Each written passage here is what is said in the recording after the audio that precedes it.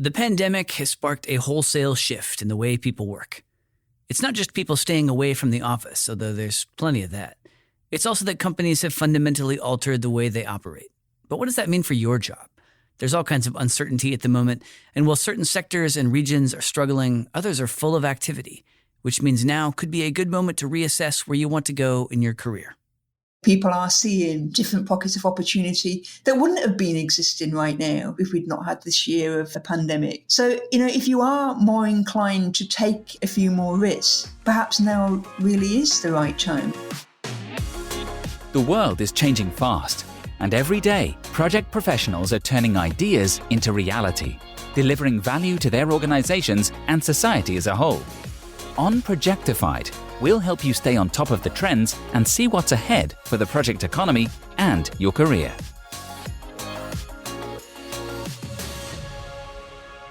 This is Projectified. I'm Steve Hendershot. Welcome to 2021. The year that just wouldn't go away is finally in the rear view, and now on the blank page of early January, we get to take stock and set a new course for what we hope will be a year of health, connection, and reinvention. We're talking jobs today, in anticipation of PMI's PM Network Jobs Report, which offers a deep dive into what project professionals can expect in the coming year, whether they're in Brazil or China, in IT or construction. The report also details some sobering statistics. But with upheaval comes opportunity, and we see that as well, with 2/3 of CEOs surveyed in mid-2020 telling KPMG that they were more confident in their company's growth prospects over the next 3 years than they were prior to the pandemic. That cocktail of optimism and uncertainty is a driving theme of our conversations today, with Projectified Careers correspondent Lindsay Scott, as well as Alice Chow, a project leader in Hong Kong. Our sponsor for this episode is pmtraining.com. From live virtual classes to online courses available on demand, PM Training equips students to earn PMI certifications, including the Project Management Professional, or PMP. And Projectified listeners are eligible for discounts of up to $400 per class. Just into the link pmtraining.com/podcast. Now to Hong Kong, where Alice Chow is Director of Advisory Services in East Asia for global engineering giant Arup.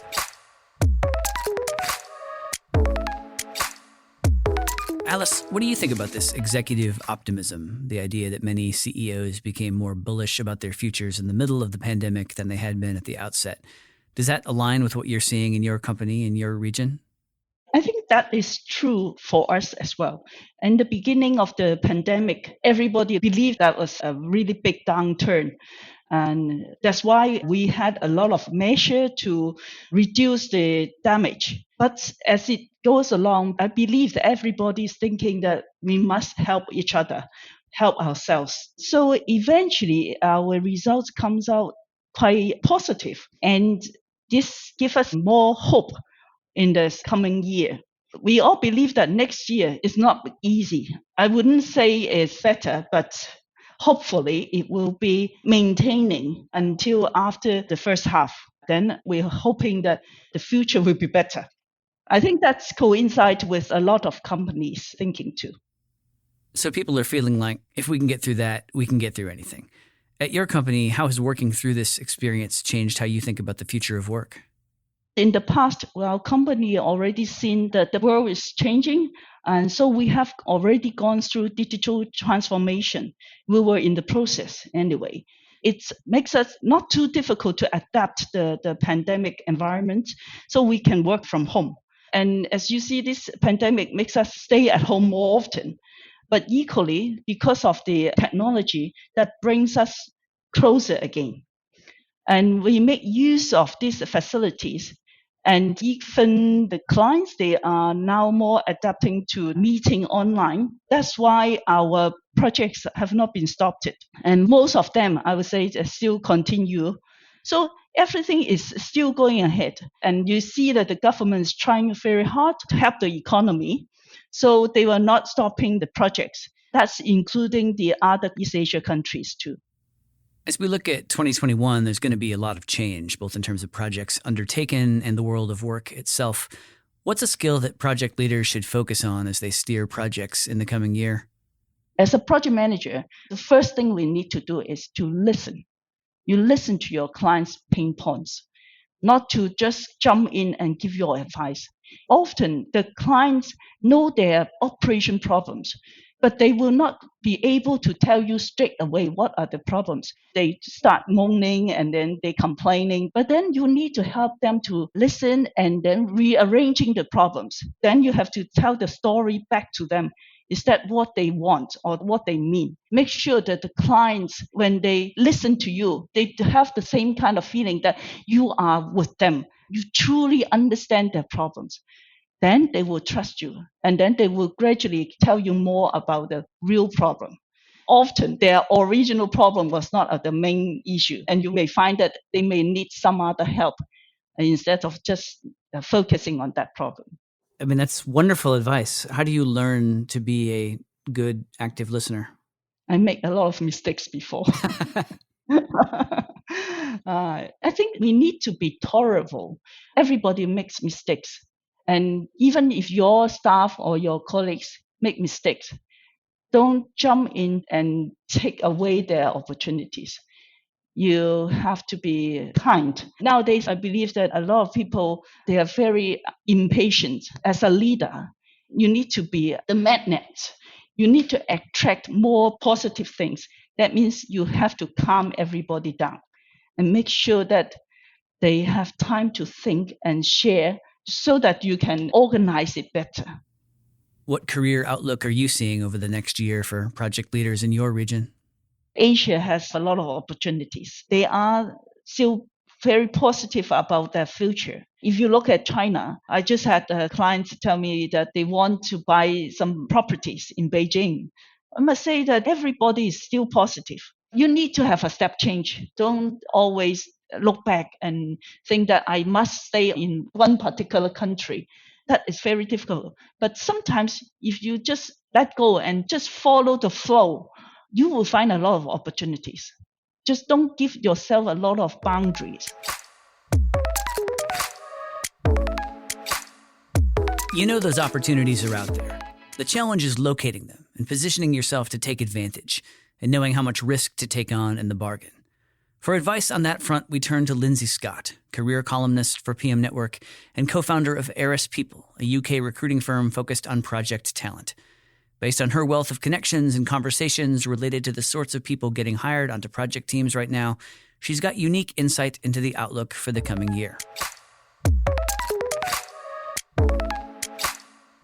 This is such a fascinating time to be in the process of building one's career as a project professional because so much is uncertain. How are you counseling people as they plan out their careers for the next couple of years? How has the pandemic altered the way one should proceed?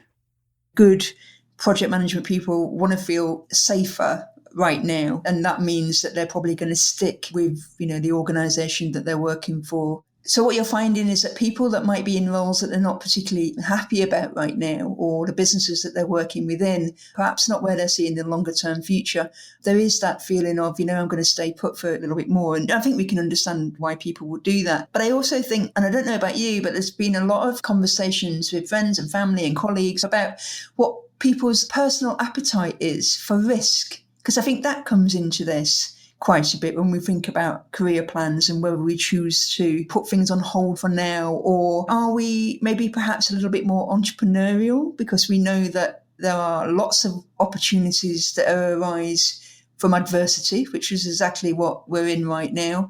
People are seeing different pockets of opportunity that wouldn't have been existing right now if we'd not had this year of the pandemic. If you are more inclined to take a few more risks, perhaps now really is the right time. Why not go and carry on doing that planning and take those first tentative steps for going it alone? You're still going to do the homework of, have I got the right kind of proposition for the marketplace? Do people want to buy my goods and services? All of those questions still apply. But I really do think it comes down to your own personal tolerance and approach to risk. The other thing around this as well is we talk about risk management a lot, obviously in project management, but does the average project person think about their own risk register? Because I think we always say in project management that your risk register constantly changes. It's constantly evolving. There's always bits that will be changing. And I think surely that is the same with when we think about risk in terms of our own personal risk, whether that be about career or about healthcare or anything else, you're always thinking, does it feel like the right time to be doing things now? And that's going to be totally down to you and what your risk appetite is.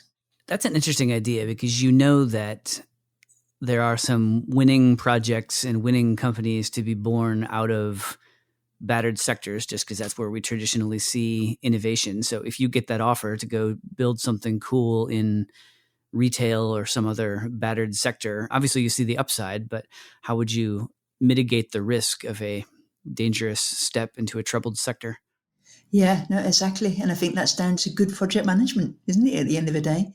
Why not use the mitigation of risks as you would on a project? Why would you not apply the same kind of thinking to your own personal situation of what you're trying to do there? It's a very individual thing. Like I said, we all have a different approach to risk. So how I would mitigate would be very different to somebody else that really is risk averse. Perhaps that risk averse person wouldn't even consider doing it.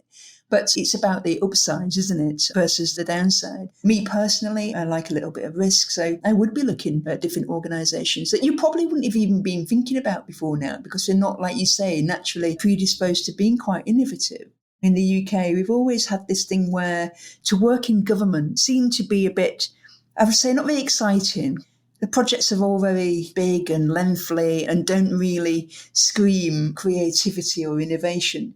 But actually, what we've seen, there's been a great case study that came out really recently about how the department that pays out for things like unemployment benefits and stuff like that, they've had to really pivot and change the way that they have been delivering services throughout this pandemic.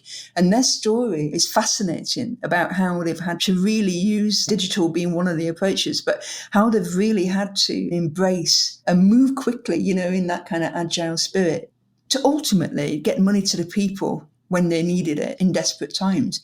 That kind of environment sounds pretty cool to me. It sounds very, very different to how they've always been perceived to deliver projects before in the past. And it's like, wow, what's going on there?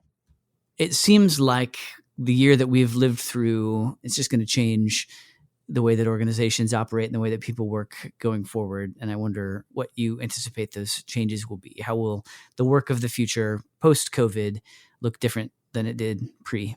Virtually and dispersed is certainly the keywords of 2020. What I'm interested in here, though, is that we know that a lot of employees are quite happy to carry on working at home where they can, especially ones that are used to commuting into the big cities and stuff.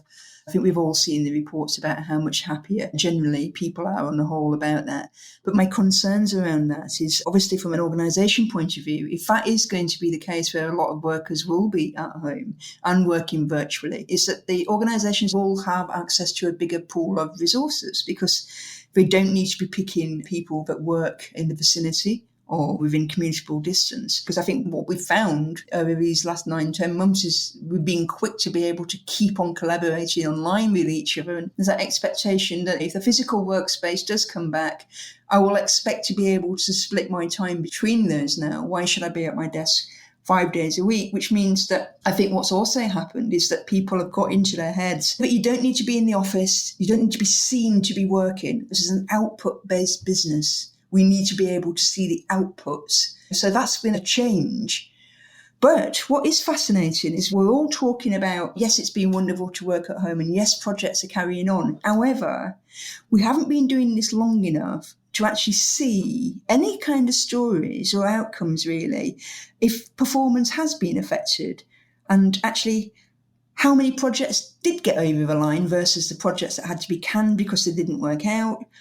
We've not been hearing many stories yet. So is it a bit of a false sense that, yes, things are still happening? Yes, we're still being able to work effectively. Not sure yet. I'll be interested to see what falls out next year in terms of how organisations have actually managed to get projects out. The other thing that I also think will be different, I hope, would be that CEOs have recognised that technology, certainly that what supports collaboration and people working together, has absolutely been crucial, and that their businesses would not been able to survive if they'd not been able to do that. And luckily for them, there's a lot of cheaper options and relatively easy to use. But is it good enough? If we are going to carry on working in dispersed and virtual ways, especially with projects all over the world, are these things good enough? Or is this now the time to think, we've seen how these things can work, let's spend some money on making them better. We are, we hope, in the first days of a year of opportunity, a year for creativity and innovation. Yet it's also a year to make careful use of your risk register and to take stock of the threats that might waylay your career progress, because one thing we've definitely learned over the last year is that sometimes even the most unexpected of risks is the one that jumps up to bite you. But this is what you do every day. As a project leader, you're equipped to assess that balance of risk and opportunity and plan accordingly. These are unusual times, but the world seems to be turning the collective corner, and that could mean serious opportunities for project leaders. Are you ready? Our sponsor for this episode is pmtraining.com. From live virtual classes to online courses available on demand, PM Training equips students to earn PMI certifications, including the Project Management Professional, or PMP. And Projectified listeners are eligible for discounts of up to $400 per class. Just enter the link pmtraining.com/podcast. Thanks for listening to Projectified.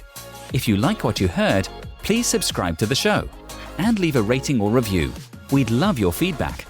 To hear more episodes of Projectified, visit Apple Podcasts, Google Play Music, Stitcher, Spotify, or SoundCloud, or head to pmi.org/podcast.